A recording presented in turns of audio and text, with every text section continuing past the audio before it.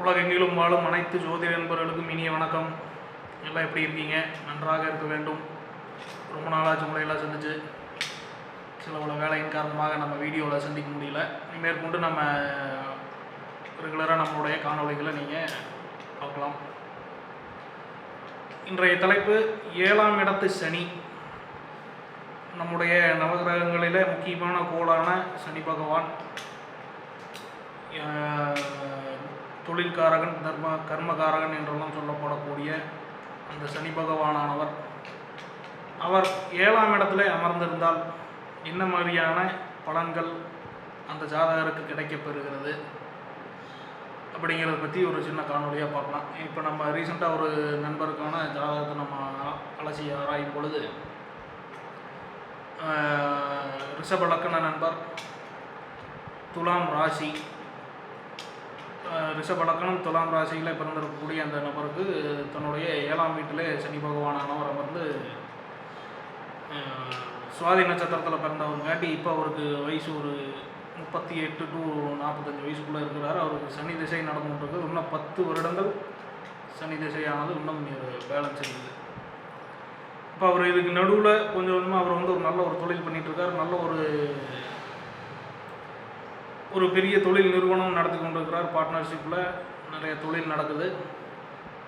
அதிகப்படியான வேல்யூ கொண்ட ஒரு தொழிலை செஞ்சு கொண்டிருக்கிறார். கிட்டத்தட்ட அந்த ப்ராஜெக்ட் வேல்யூ மட்டும் ஒரு 30 கோடி ரூபா வருது. அதில் ஒரு பார்ட்னராக இருக்கிறார். 4 பார்ட்னர்கள், இவர் ஒரு பார்ட்னர். இப்போது அந்த சனியானவர் 7ஆம் இடத்துல திக்பலம் பெறக்கூடிய சனி, அனைவருக்குமே தெரியும். சனி பகவான் 7ஆம் இடத்துல திக்பலம் பெறுகிறார். அப்போ அந்த 7ஆம் இடத்துல அமர்ந்திருக்கக்கூடிய சனி அவருக்கு என்ன பொசிஷனில் இருக்கிறார் அப்படின்னா, எல்லாத்துக்குமே தெரியும். ஒரு ராசியில் 9 பாதங்கள் இருக்கிறது. அதில் 4.5 பாதத்துக்கு முன்னாடி இருந்தால், அதான் கரெக்டாக சொல்ல போனால் 15 டிகிரிக்கு மேலே, first 0th degree to 15th degree வரைக்கும் இருக்கிறது இருந்தால் ஒரு மாதிரியான பலனும், அந்த 16th to 30th டிகிரி வரைக்கும் இருக்கக்கூடிய சனி பகவான் ஒரு மாதிரியான பலன்களையும் கொடுக்குறார்.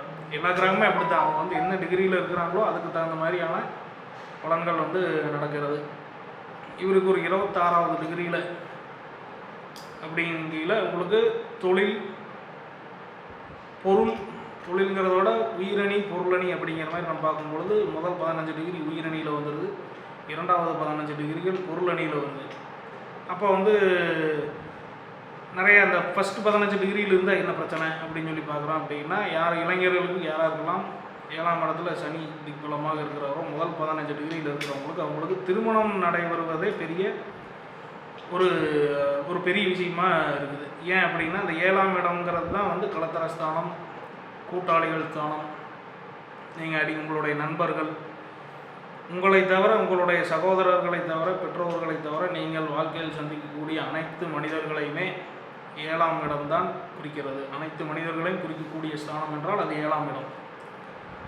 அப்படி அந்த 7ஆம் இடத்திலே, அப்போ அது மனைவி ஆணாக இருந்தால் ஒரு மனைவி, பெண்ணாக இருந்தால் அவர் கணவர் 7ல் திக்பலம் பெற்று இருந்து இந்த முதல் உயிரணியில் இருந்திருந்தாங்க அப்படின்னா அவர்களுக்கு திருமணம் நடைவதற்கு பெரிய கொஞ்சம் தாமதம் ஏற்படுகிறது. அந்த தாமத திருமணமாகிறது. ஒரு சிலவங்களுக்குள்ள ஏஜ் பார் ஆகி திருமணம் ஆகாமையே போயிடுது. அதுவும் அந்த மத்திய வயசில் அதுவும் திசையும் வேற நடத்த ஆரம்பிச்சிட்டாங்க அப்படின்னா, அந்த சனியினுடைய திசை வருது, 7ஆம் வருது அப்படின்னா, அந்த திருமணம்,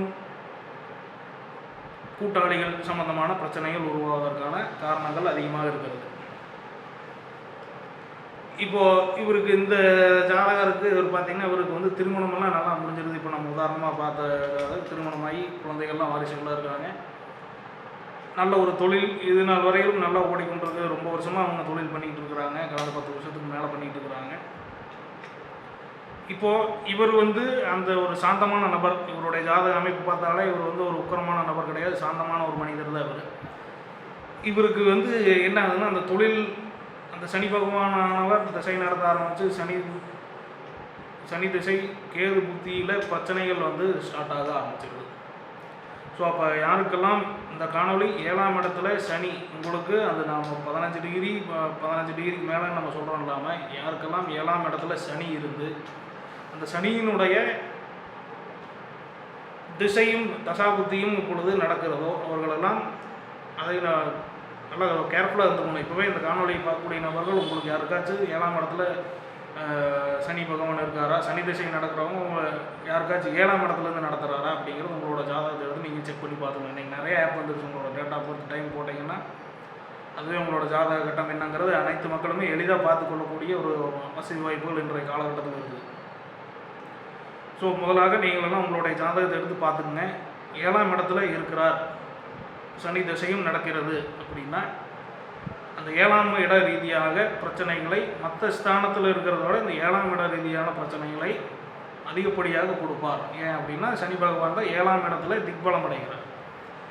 அப்போ அந்த திக்பலத்தினுடைய சேர்ந்து சனி வந்து ஒரு பாவர் தான். நம்ம வந்து அவர் சுபர்னு சொல்ல முடியாது, பாவர். அதாவது சனினால எல்லோரும் பயப்படுவாங்க. 7 சனி, அஷ்டம சனி, இந்த மாதிரி எல்லாம் வந்து நம்ம நிறையா சொல்கிறோம்னால இந்த சனி பகவானால நிறையா எல்லாத்துக்கும் பயம்தான் அதிகமாக இருக்குது. அவர் ஏன் பயம் இருக்குது அப்படின்னா நம்மளுடைய கர்மாவை, நம்ம வாங்கி வந்த கர்மாவுக்கான பேலன்ஸ் ஷீட் அவர் எழுதிட்டு இருக்கிறார். நம்ம புண்ணியம் பண்ணியிருந்தோம்னா அதுக்கான நல்லதை கொடுக்கறதுக்கும், பாவம் செய்திருந்தால் அதற்கான துன்பத்தை கொடுத்து அதிலிருந்து உங்களை அந்த துன்பத்தை அனுபவிக்க வைத்து உங்களை பரிசுத்தப்படுத்துவது தான் அந்த சனி பகவானுடைய ஒரு வேலையாக நம்ம அந்த ஜோதிட அனுபவங்களை நம்ம பார்க்குறோம். அதுதான் அப்படி தான் நம்ம எடுத்துக்கணும். அது வந்து அவர் நம்மளை அவ்வளோதான் நம்மளை முடிச்சு விட்ருவார், ஃபினிஷ் பண்ணிடுவார் அப்படிங்கிற மாதிரி வந்து யாரும் நம்ம அதை எடுத்துக்க வேண்டாம். அவர் வந்து உங்களை வந்து ஒரு தூய்மைப்படுத்துகிறார். அதுக்கு நீங்கள் அதாவது ஒரு உதாரணத்துக்கு ஒரு கொலைகாரர் ஒரு கொலை பண்ணுறாரு, கொலை பண்ணால் அவர் தூக்கி ஜெயிலில் போடுறாங்க. ஜெயிலில் வந்து ஜெயிலில் இத்தனை வருஷம் தண்டனைன்னு சொல்லி ஜெயில் கொடுக்குறாங்க.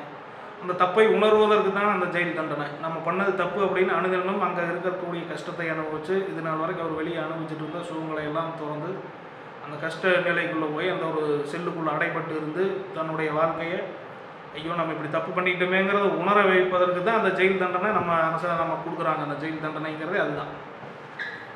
ஸோ அதே மாதிரி தான் நம்ம அந்த சனி பகவானானவரும் அவரவர் செய்த வினைக்கு ஏற்ப அதற்கு தகுந்த மாதிரி கஷ்டங்களையும் சந்தோஷங்களையும் கொடுத்து இந்த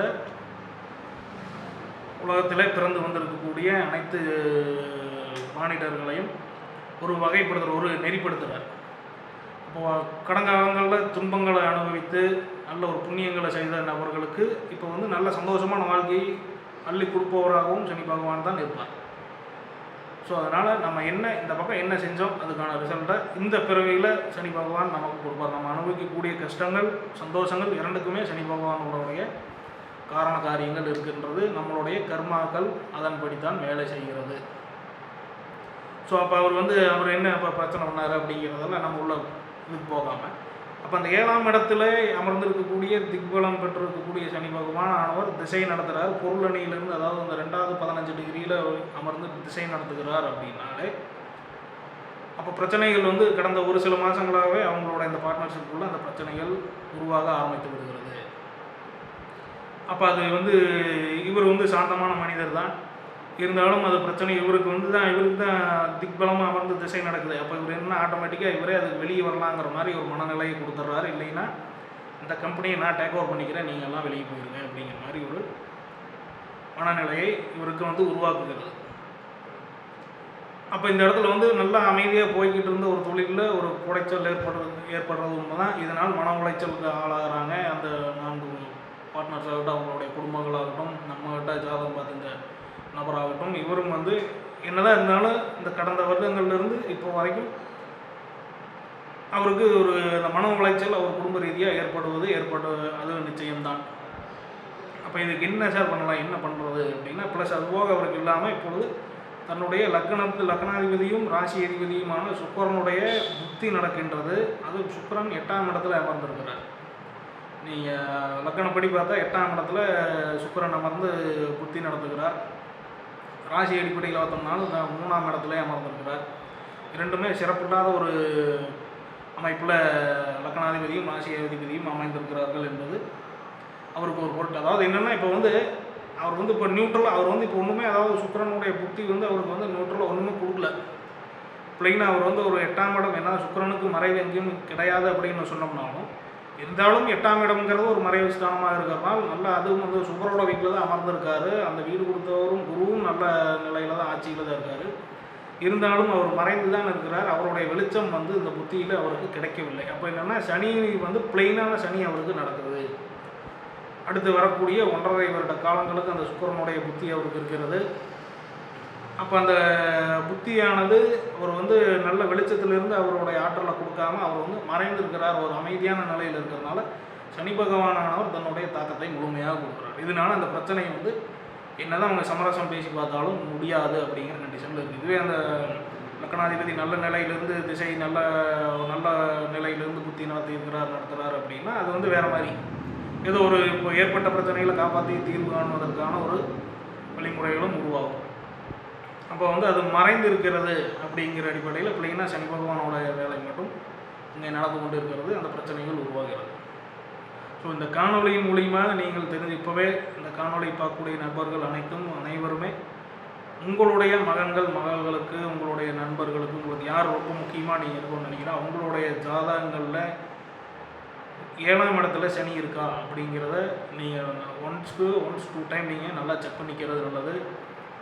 அப்படி அந்த சனி திசை நடந்து கொண்டு இருக்கக்கூடிய நபர்களும் இது நாள் வரைக்கும் உங்களுக்கு சனி திசை நடக்குதுன்னு மட்டும் தெரிஞ்சிருக்கு, அது எந்த இடத்துல நிற்குது எந்த இடத்துல இருந்து நடக்குது அப்படிங்கிறது தெரியலனாலும் இப்போவே உங்களுடைய ஜாதகத்தை எடுத்து பார்த்துக்குங்க. அதன் ரீதியாக நடக்கக்கூடிய நீங்கள்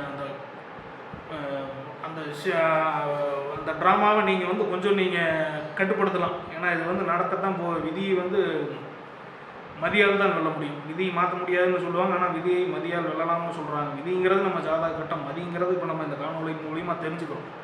அப்போ நீங்கள் அதை தெரிந்து கொண்டு நீங்கள் அதை வந்து மாற்றலாம் என்பதில் எந்த ஒரு மாற்று கருத்து முடியாது. 100% அதிலிருந்து கொஞ்சம் நம்ம அதை தெரிஞ்சுக்கிட்டு அதுக்கு தகுந்த மாதிரியே நம்ம மனதை தயார்படுத்தி கொண்டு வேறு ரீதியான வழிபாடுகளிலே அதுக்கான என்ன பரிகாரங்களோ நம்மளுடைய வாழ்க்கை முறையை எப்படி மாற்றிக்கொள்ளலாமோ அதற்கு தகுந்த மாதிரி நீங்கள்லாம் மாறிக்கொள்ளலாம்.